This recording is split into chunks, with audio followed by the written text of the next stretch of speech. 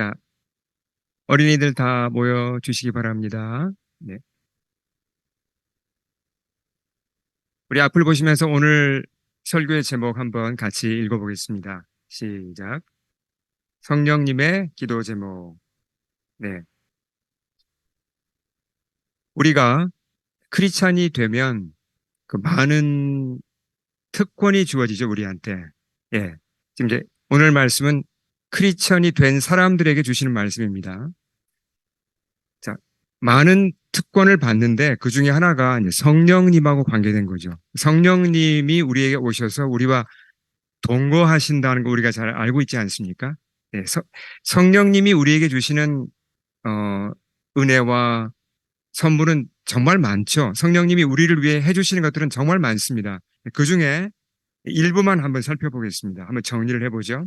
자, 우리가 성경을 읽을 때 누가 성경을 깨닫게 하십니까? 내가 깨닫는 게 아니죠. 깨닫는다면 성령님이 하신 겁니다. 그렇잖아요. 안 그러면 인간적인 힘으로는 깨닫는 데 한계가 있습니다. 설교를 들을 때 내 속에서 이렇게 은혜가 느껴지고 공감이 되면서 내 마음에 감동이 일어난다면 누가 나를 실제로 도와주신 겁니까? 네, 성령님이 도와주신 겁니다. 그렇지 않으면 절대로 그런 감동이 일어날 수가 없죠. 삶의 모든 영역에서 성령님은 우리를 인도하기 원하시고 우리의 목자가 되어 주기를 원하십니다. 또 우리가 특히 하나님의 일을 할 때는 우리가 교회에서 섬기거나 이렇게 하나님의 일을 할 때 우리를 임파워, 우리에게 힘을 주시는 분도 성령님이죠. 그렇지 않으면 사람 힘으로는 할 수가 없습니다. 예, 그래서 앞서 8장에 앞서서 보면 바울이 이런 얘기를 합니다. 14절에서 뭐라고 그랬습니까? 자, 읽어보겠습니다. 시작. 하나님의 영으로 인도함을 받는 사람은 누구나 다 하나님의 자녀입니다. 하나님의 자녀라면 반드시 성령님이 인도를 해주신다는 겁니다. 성령님의 인도에 무감각하다면 그분은 아직 하나님의 자녀가 아닌 거죠. 네. 8장이 성령님에 대한 말씀이 참 많은데요. 이어서 16절에서는 이렇게 얘기합니다. 성령이 친히 우리 영혼이죠. 더불어 우리가 하나님의 자녀인 것을 증언하시나니. 무슨 얘기입니까? 자, 내가 정말 하나님의 자녀인지 아닌지 헷갈릴 때도 있잖아요. 내가 실수하거나 내가 슬럼프에 빠지거나 내가 좀 영적으로 이렇게 뭔가 잘못했을 때, 죄를 범했을 때, 내가 이거 하나님의 자녀 맞나? 불안하기도 하고, 내가 구원받은 거 맞나? 뭔가 의심이 들고, 그럴 때 잔잔히 말씀을 보거나 기도하거나, 그럴 때 누가 나에게 너 하나님의 자녀 맞아. 너는 거듭났어. 너는 내 아들이야, 내 딸이야. 누가 그렇게 확인을 해주십니까? 성령님이 해주신다는 거죠. 네. 자, 이렇게 성령님이 우리를 위해 해주시는 일이 정말 많습니다. 근데 우리가 놓치기 쉬운 게 있어요. 성령님이 하시는 일 중에 우리가 이런 일도 있었어? 이걸 잘 모르고 넘어가는 부분이 있다는 겁니다. 그걸 오늘 우리가 보겠습니다. 자, 무슨 일을 하십니까? 26절에서 자, 크게 한번 이 말씀을 다시 읽겠습니다. 시작. 이와 같이 성령도 우리의 연약함을 도우시나니 우리는 마땅히 기도할 바를 알지 못하나 오직 성령이 말할 수 없는 탄식으로 우리를 위하여 친히 간구하시느니라. 자, 이게 무슨 얘기입니까? 성령님이 기도하신다는 얘기입니다. 친히 성령님이 기도를 하십니다. 우리를 위해서. 그러니까 좀 이상하긴 하죠. 자, 성령님이 그럼 누구에게 기도를 하십니까? 예. 아버지 하나님께 기도를 하시는 거죠. 그렇죠? 성령님도 하나님이시잖아요. 근데 참 신비합니다. 하나님이신데 예. 아버지 하나님께 기도합니다. 성자이신 예수님도 하나님께 기도하신 적이 있습니까? 기도하시죠. 예. 우리를 위해 기도하신 적이 있고 당신 자신을 위해서도 기도한 적이 있습니다. 예. 성령님도 기도하시고 성자 예수님도 기도하신다는 거죠. 근데 성령님이 특별히 우리를 위해서 기도하시는 우리 크리스찬들을 위해서 기도하신다는 내용을 여기서 아주 분명히 확인할 수가 있습니다. 자, 우리의 모습을 뭐라고 묘사했습니까? 26절에서 우리가 어떠하다고요? 연약하다 그랬습니다. 어떤 면에서 약한가? 자, 말씀을 보십시오. 마땅히 기도할 바를 알지 못하나 그랬습니다. 무슨 얘기입니까? 어, 기도해야 할 내용을 우리가 모르는 경우가 많다는 얘기입니다. 그러니까 A를 위해서 기도를 해야 되는데 A는 전혀 안중에도 없고 B를 위해서 우리는 기도를 한다는 얘기입니다. 그러니까 마땅히 기도해야 할 바를 그걸 몰라요. 그리고 엉뚱한 걸 위해서 우리가 기도하는 경우가 많다는 얘기입니다. 2000년 전에도 그랬고 지금도 비슷하죠. 우리가 쉽게 빠질 수 있는 그런 오류입니다. 우리 신자들이. 그러니까 하나님의 뜻을 따라 기도를 해야 되는데 하나님의 뜻을 따라 기도를 하는 게 아니라 내 욕망을 따라 기도하는 경우가 많다는 얘기죠. 나는 열심히 기도합니다. 나는 진지합니다. 근데 내 기도 제목이 뭡니까? 알고 보니까 my selfish ambition, selfish desire. 내 중심으로 내가 필요한 건 내 욕구에 따라 기도를 하는 경우가 많다는 얘기죠. 예. 그때 성령님이 우리를 위해 기도한다는 겁니다. 직접 뭐라고 기도를 하시죠? 성령님이 우리를 위해서. 예, 그래서 이걸 중보기도라고 그러잖아요. 중보기도라는 말이 무슨 얘기입니까? 제3자를 위해 기도한다는 얘기입니다. 성령님이 예, 성령님 자신을 위해 기도하는 게 아니라 제3자인 우리를 위해 기도하기 때문에 이게 인터시드, 인터세션이라고 부르잖아요. 중보란 말이 여기서 나왔죠. 그러니까 우리가 기도를 잘못하니까 올바른 기도를 제가 기도를 잘못하면 저를 위해 성령님이 올바른 기도를 해주십니다. 지금 이지연 목사 제가 안 됩니다. 저 회개하도록 이제 회개하도록 도와주세요. 순종하도록 도와주세요. 이렇게 기도를 한다는 겁니다. 성령님이 저를 위해서. 예. 자, 우리가 이 크리스찬에도 불구하고 기도를 잘못할 때가 참 많습니다. 이 문제를 좀 더 집중해서 보겠습니다. 하나 예를 들어 보죠. 예수님의 12제자면 어떤 사람들입니까? 12제자. 예수님이 직접 키우신 12제자면 정말 교육을 잘 받은 사람들이잖아요. 얼마나 특권입니까? 근데 12제자가 마땅히 기도할 바를 알지 못하고 엉뚱한 것을 위해 기도한 적이 있습니까? 혹시 성경에 그런 예가 나오나요? 나옵니다. 그 부분을 한번 보죠. 예수님이 3년 정도 사역을 하셨잖아요. 사역 마지막 부분에 예루살렘 입성을 앞두시고 예루살렘 올라가시면 이제 십자가에 돌아가시잖아요. 그 직전에 제자들에게 미리 말씀을 해주셨어요. 얘들아, 내가 지금 예루살렘에 올라가는데 장로들에게 붙잡힐 거고 내가 아주 극심한 고난을 당할 거고 내가 죽을 거다. 그러나 부활할 거다. 이걸 알려주셨죠. 그 직후에 12명 중에 2명이 예수님을 조용히 찾아옵니다. 그리고 이런 부탁을 드렸어요. 마가복음 10장. 자, 같이 읽어볼까요? 시작. 선생님이여, 무엇이든지 우리가 구하는 바를 우리에게 하여 주시기를 원하옵나이다. 자, 이게 기도라고 할 수 있습니까? 이게 기도죠. 예수님께 부탁드린 거잖아요. 기도죠. 예수님이 응답을 하십니다. 자, 그래? 너에게 무엇을 하여 주기를 원하느냐? 이렇게 예수님이 응답하십니다. 그러니까 이제 용기를 얻어서 자, 이 누굽니까? 이 2명이 요한하고 야고보예요. 예, 형제입니다. 이 2사람은 요한, 야고보는 형제입니다. 친형제죠. 이 둘이 이렇게 얘기를 합니다. 주의 영광 중에 우리를 하나는 주의 우편에 하나는 좌편에 앉게 하여 주옵소서. 기도죠, 분명히. 무슨 얘기입니까? 이제 예수님이 예루살렘에 올라간다는 걸 이 2사람이 이제 압니다. 이제 때가 왔다. 예수님이 예루살렘에 올라가시면 분명히 The Kingdom of David, 다윗 왕국과 같은 그런 강력한 나라를 세우실 텐데 빨리 움직여야 돼. 저 10명보다 우리가 먼저 예수님이 인정받고 우리가 총리해야 돼. 그런 마음이 급했던 겁니다. 그래서 예수님께 뭘 부탁한 겁니까? 예수님이 왕이 되시면 이제 곧 왕이 되실 텐데 다윗과 같은 왕이 되시면 저희입니다. 국무총리는 저희입니다. 이렇게 지금 부탁을 드린 거예요. 그러니까 굉장히 지금 마음이 급했다는 걸 알 수 있어요. 10명 몰래 둘이 나와서 이렇게 부탁한 걸 보면 경쟁심도 많고 뭔가 이렇게 야심도 충만했다는 걸 알 수 있습니다. 웬만한 사람들은 이런 야심이 있어도 숨기고 있지 이걸 잘 드러내질 않잖아요. 근데 이 요한하고 야고보는 아주 그냥 이걸 직설적으로 드러내서 예수님께 이렇게 부탁을 했습니다. 자, 그럼 우리가 한번 생각을 해보죠. 이 상황에서 요한하고 야고보 그리고 이 제자들이 무엇을 위해 기도를 해야 마땅합니까? 올바른 기도. 올바른 기도가 어떤 기도를 해야 되는 거죠?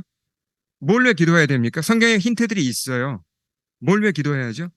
첫째는 예수님을 위해 기도한다면 뭘 위해 기도해야 됩니까? 예수님이 그 십자가 고난을 잘 감당하시도록 기도를 해드리고 자신들을 위해서는 뭘 기도해야죠?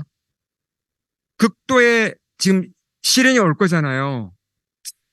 제자들도 위기를 맞을 거잖아요. 그러니까 그 위기를 당했을 때 우리가 시험에 빠지지 않고 우리 믿음을 지킬 수 있게 해달라고 기도해야 될 거 아니에요. 그 기도를 해야죠. 근데 그런 기도 제목은 안중에도 없었습니다. 그리고 자기들의 욕심을 따라, 욕심인지도 모르죠. 빨리 예수님 마음을 우리 쪽으로 돌려서 우리가 총리가 돼야 된다. 우리가 정권을 잡아야 된다. 이런 쪽으로만 마음이 가 있었던 겁니다. 그러니까 그걸 기도라고 했어요. 예, 그렇게 한 게, 기도의 내용이 너무나 놀랍게 이렇게 이기적인 것이었습니다. 자,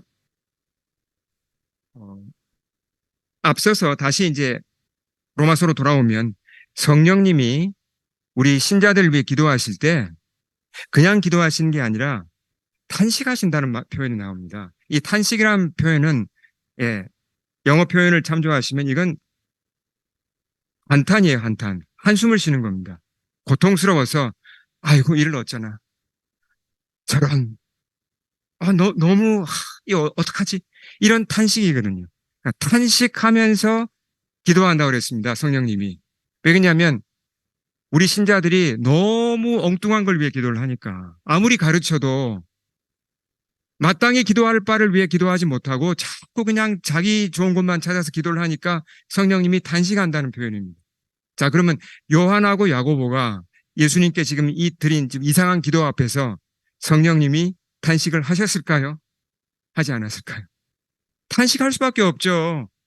아니, 3년을 직접 그렇게 가르쳤는데 그걸 상황을 파악을 못하고 십자가 부활에 대해서도 그렇게 여러 번 가르쳤는데도 안중에도 없고 어떻게 하면 자기들이 높은 자리를 차지할까?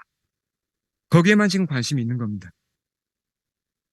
성령님이 탄식하셨겠죠. 그리고 성령님이 기도를 이때도 하셨을까요?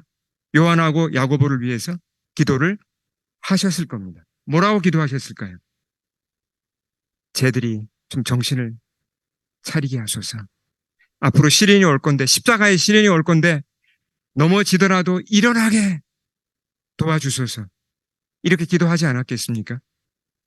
복음서에 보면 예수님도 베드로를 위해서 이렇게 기도했다는 말이 나와요. 베드로가 3번 부인할 걸 예수님이 예언하시면서 내가 너를 위해서 기도한다고, 네가 그렇게 넘어지지만 일어나도록 기도한다고 예수님도 말씀하셨거든요. 성령님이 분명히 요한하고 야고보를 위해서도 탄식 가운데 기도하셨을 겁니다. 덕분에 어떻게 됩니까? 요한하고 야고보가 넘어졌죠. 실제로 십자가 앞에서 도망갑니다. 실족합니다. 근데 다시 일어났잖아요. 누구 덕분에 일어난 겁니까? 누구 기도 덕분에 일어난 겁니까? 성령님의 이 기도가 응답된 거고 이 기도 덕분에 일어난 겁니다. 우리가 똑똑하거나 우리가 결국 잘나서 우리가 넘어졌다가도 일어나는 게 아닙니다. 우리가 넘어졌다가도 다시 회개할 수 있는 근거가 뭡니까? 성령님이 탄식하시고 우리를 위해 바른 기도를 해 주시기 때문에 우리가 회개할 수도 있는 거고 다시 일어날 수도 있다는 겁니다. 예. 자, 다시 한번 우리 기도를 한번 살펴보죠. 우리는 무슨 기도 제목을 가지고 기도를 합니까? 제가 이렇게 물을 때가 있습니다. 집사님들 또 우리 형제자매님들 기도 제목이 뭡니까? 그러면 이제 기도 제목이 없다고 그러시는 분들이 가끔 계세요. 그건 굉장히 심각한 문제입니다. 기도 제목이 없다고 하는 것은 기도를 안 한다는 얘기예요. 뭔가 잘못된 겁니다. 예. 또 기도 제목을 얘기해도 우리가 많은 경우 어떻습니까? 예, 정말 그 기도 제목이 내 중심으로 잘못된 경우가 많습니다. 물론 올바른 기도 제목도 있어요. 그러나 이제 잘못된 경우가 있다는 거죠. 그래서 성령님이 우리 문제를 아시고 대신 기도를 해주신다는 겁니다. 자, 가만히 생각해 보면 이게 참 놀라운 거예요. 성령님이 누구십니까?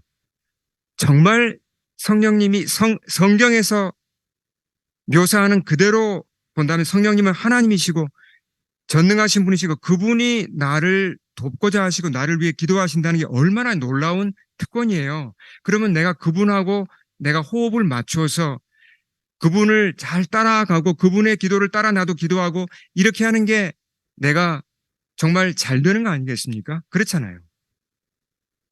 자, 그러면 이제 조금 더 깊이 들어가 보겠습니다.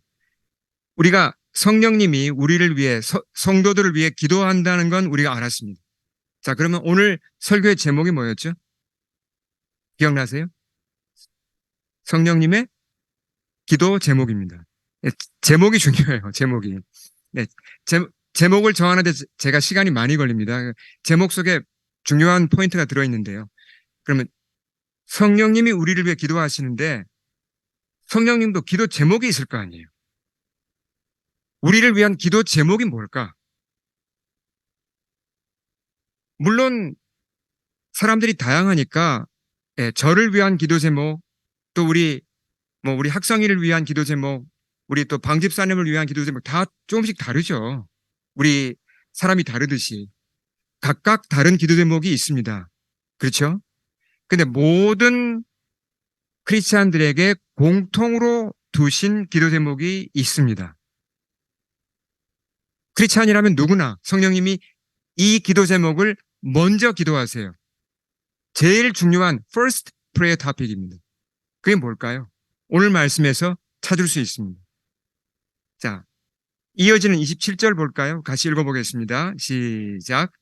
사람의 마음을 꿰뚫어 보시는 하나님께서는 성령의 생각이 어떠한지를 아십니다. 성령께서 하나님의 뜻을 따라 성도를 대신하여 간구하시기 때문입니다. 네. 자, 여기서 우리가 세 번역으로 읽었는데요. 성령님께서 기도하시되 무엇을 따라 기도하신다 그랬죠? 무엇을 따라 기도한다 그랬습니까? 하나님의 뜻을 따라 기도한다 그랬습니다. 하나님의 뜻, 그렇죠? 그러니까 according to the will of God. 하나님의 뜻이 중요한 거죠. 하나님의 뜻이 있고 우리를 위한 하나님의 뜻이 있고 그 뜻을 따라 기도한다 그랬습니다. 그 뜻이 뭘까요? 그러니까 성도들이 누구든지 간에 모든 성도들을 향한 하나님의 뜻이 많겠죠. 근데 그 중에 공통되고 중요한 게 있습니다. 모든 성도를 향한 하나님의 첫째 뜻이 있습니다. 그것이 이어지는 말씀 29절에 나옵니다. 자, 읽어보겠습니다. 시작. 미리 아신 자들을 또한 그 아들의 형상을 본받게 하기 위하여 미리 정하셨으니 이는 그로 많은 형제들 중에서 맏아들이 되게 하려 하심이니라. 한마디로 말하면 이 하나님의 뜻이 뭐죠? 맏아들 예수 그리스도를 닮게 하는 것. 그게 하나님의 뜻입니다. 그러니까 성령님이 우리를 향하여 가지고 계신 첫째 기도 제목은 뭡니까? 우리가 예수님을 닮는 겁니다. 너무 이게 잘 아는 거라서 좀 이게 감동이 없을 수 있는데 참 중요한 얘기인데요. 자, 29절을 가만히 보십시오. 여기서 하나님이 미리 아신 자들이란 표현이 나옵니다. 이게 무슨 말입니까, 이게? 우리 성도들을 미리 아셨다 그랬는데 이게 뭘 얘기하는 걸까요? 우리가 태어나기 전부터 하나님이 우리를 아셨습니까? 아셨죠? 하나님이 우리를 미리 아셨다. 우리 이름도 아시고 우리를 미리 아셨다. 아셨다는 걸로 끝나는 얘기가 아닙니다, 이게. 성경에서 하나님이 아셨다라고 표현할 때는 반드시 따라 붙는 게 있습니다. 그게 뭐냐면 깊은 관심 가운데 아셨다는 거고 결국은 하나님이 사랑하신다는 표현입니다. 하나님이 사랑하신다는 표현을 이렇게 한다는 거죠. 하나님이 미리 아시고 사랑하시는 사람들이란 얘기입니다. 예. 어, 그러니까 하나님이 모든 신자들을 다 아셨고, 참 신비한 얘기죠. 우리가 태어나기 전부터 우리를 아셨다고 하고, 우리를 사랑하셨다고 하니까 사람의 머리로는 이게 다 이해가 안 됩니다. 근데 성경에 분명히 그렇게 나와 있죠.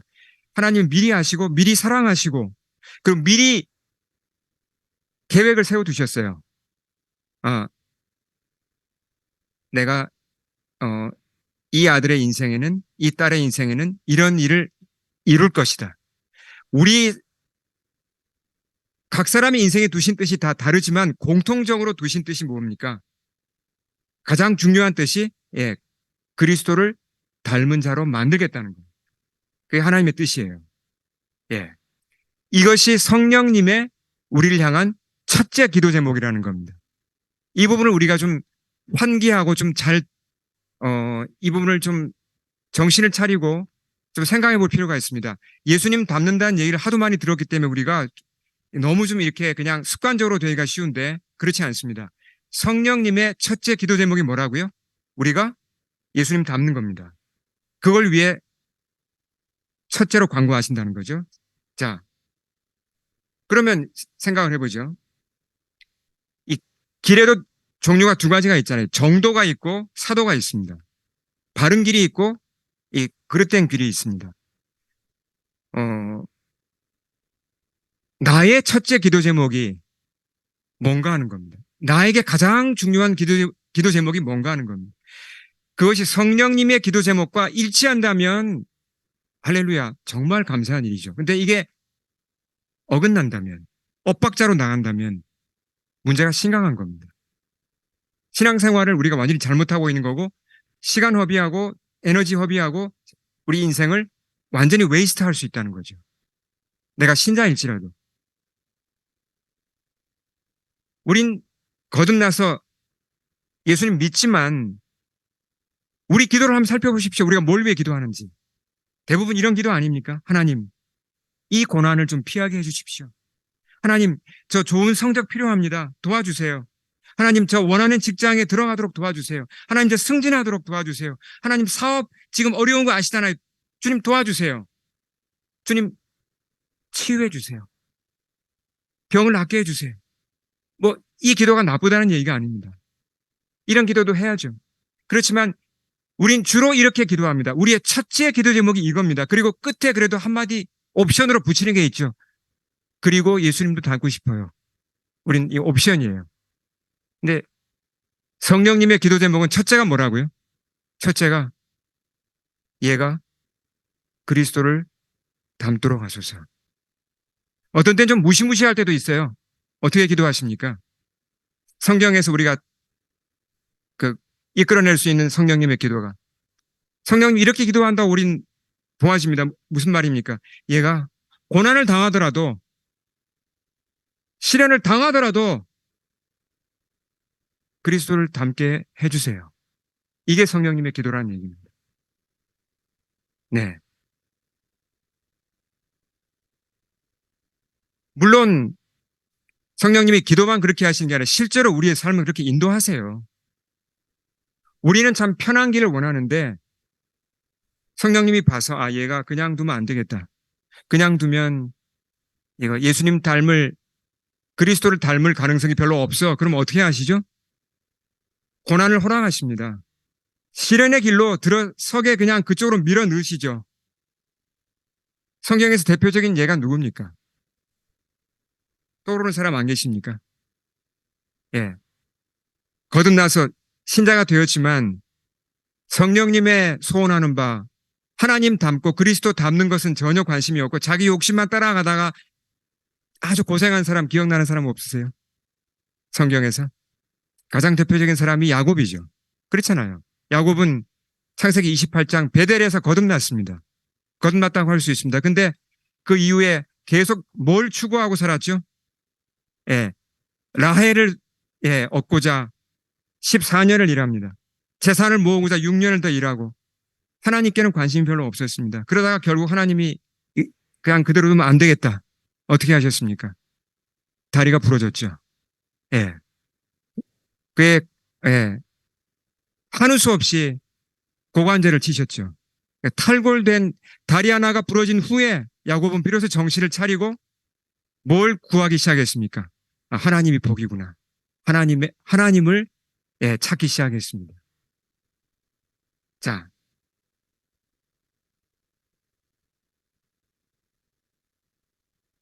어, 예수님처럼 된다. 이 말을 우리가 정말 자주 사용하기 때문에 그 진정한 의미를 놓치는 경우가 많습니다. 근데 우리가 이 말 예수님처럼 된다, 예수님 닮아간다 이걸 아는 것 같은데 모르는 부분이 참 많아요. 29절을 다시 한번 보겠습니다. 자, 보세요. 29절 우리 다시 한번 크게 읽겠습니다. 시작. 하나님이 미리 하신 자들을 또한 그 아들의 형상을 본받게 하기 위하여 미리 정하셨으니 이는 그로 많은 형제들 중에서 맏아들이 되게 하려 하심이니라. 여기서 표현할 때 왜 그냥 그리스도를 닮는다 그런 표현을 안 썼을까요? 예수라는 표현도 안 나오고 그리스도라는 표현도 안 나옵니다. 뭐라고 표현했죠? 맏아들이 누구죠? 맏아들이 예수님이죠. 근데 왜 하필이면 예수님을 표현할 때 맏아들이라고 표현했을까요? 맏아들. 그럼 우리는 예수님이 맏아들이면 우리는 누굽니까?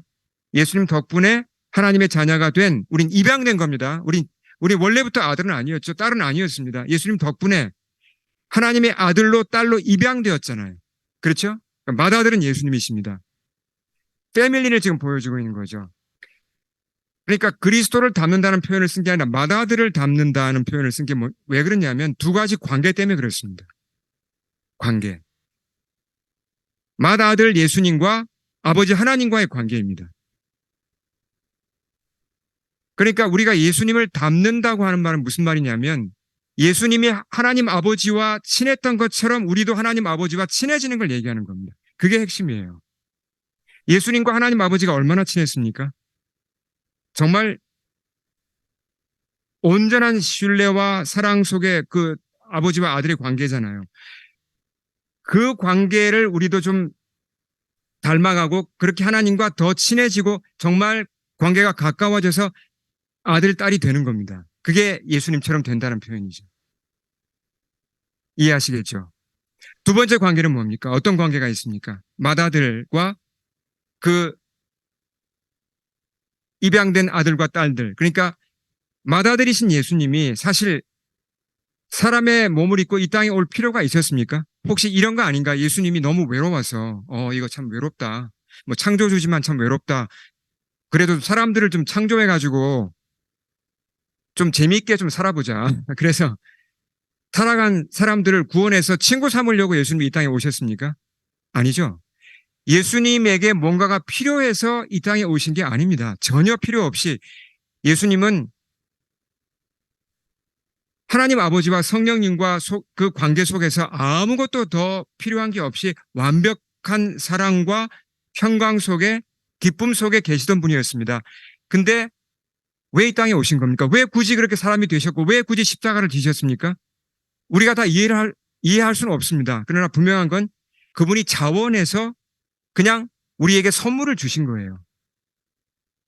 우리를 주기로 그냥 그분이 자원해서 그렇게 정하신 거죠. 덕분에 우리가 예, 하나님의 자녀가 되었습니다. 자, 그 첫 번째 관계는 뭐죠? 아버지와 아들의 관계였습니다. 두 번째 관계는 뭐죠? 형제와 형제의 관계죠. 맏아들이신 예수님 안에서 우리가 다 형제 자매가 되었잖아요. 예수님이 사람들을 케어했듯이 사람들한테 관심을 가지고 사람들을 살피고 치유하고 살리셨듯이 자, 우리도 그렇게 하라는 겁니다. 그러니까 예수님처럼 된다는 것은 첫째, 하나님 아버지와 관계를 잘 맺는 것이고 두 번째는 내 옆에 두신 사람들하고 관계를 잘 맺는 것입니다. 그들을 사랑하는 거죠. 그럼 결국은 이게 성경의 가장 중요한 두 가지 계명과 연결되는 겁니다. 예수님처럼 된다는 것은 하나님 아버지를 사랑하는 것이고 내 이웃을 내 몸과 같이 사랑하는 것입니다. 이렇게 연결된다는 거죠.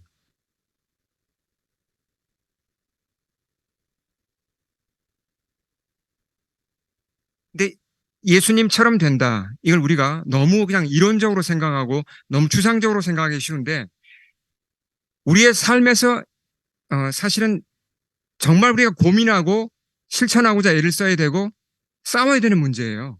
자, 한 예를 들겠습니다. 예수님처럼 된다는 게 어떻게 사는 건지 한번 예를 하나 들어보겠습니다. 그 지난주 10월 18일에 가자지구, 팔레스타인 그 가자지구에서 병원 하나가 폭격이 됐습니다. 혹시 들으셨습니까? 그 소식? 이 소식 아시는 분 한번 손 들어보시겠어요? 예, 언론에 크게 났죠. 그래서 누가 폭격을 했냐 뭐인데 이게 지금 밝히는 중이고. 근데 이제 크리스찬들의 관심은 이 병원이 크리스찬 병원이라는 겁니다. 이게 중요해요. 이 병원은 병원 이름이 여기 나와 있죠. 그 지어진 지가 거의 100년 가까이 되는 오래된 병원입니다.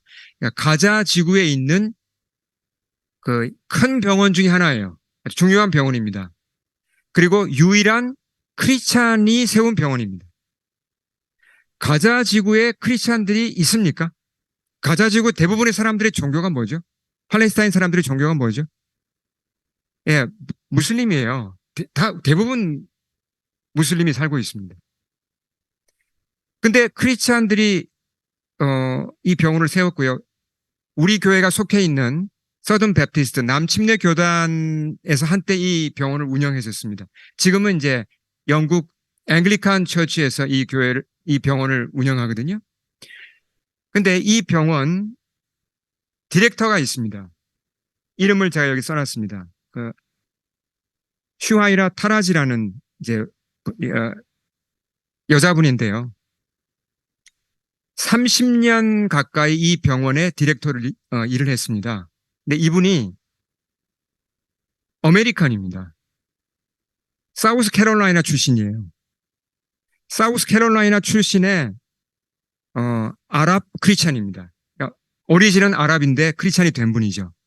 그런데 이상하지 않으세요? 사우스 캐롤라이나 참 살기 좋은 곳인데 왜 거기를 두고 가자 지구가 어떤 곳입니까? 지구상에서 가장 위험한 곳이고 가장 불편한 곳이라고 할 수 있습니다. 거기를 몇 년 동안 가 있었다고요? 30년을 가 있었습니다. 왜 그렇게 했을까요?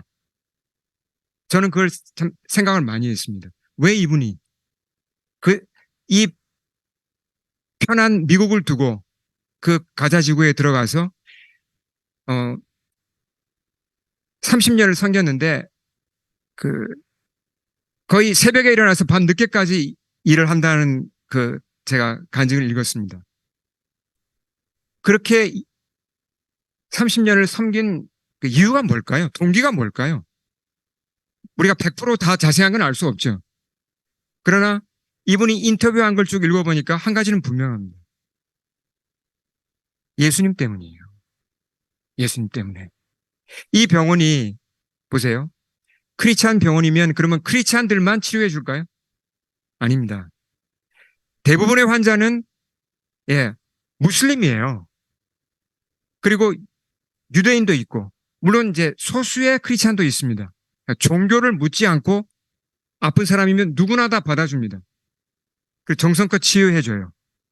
자, 그러면 이 병원을 통해서 예수님이 드러날까요?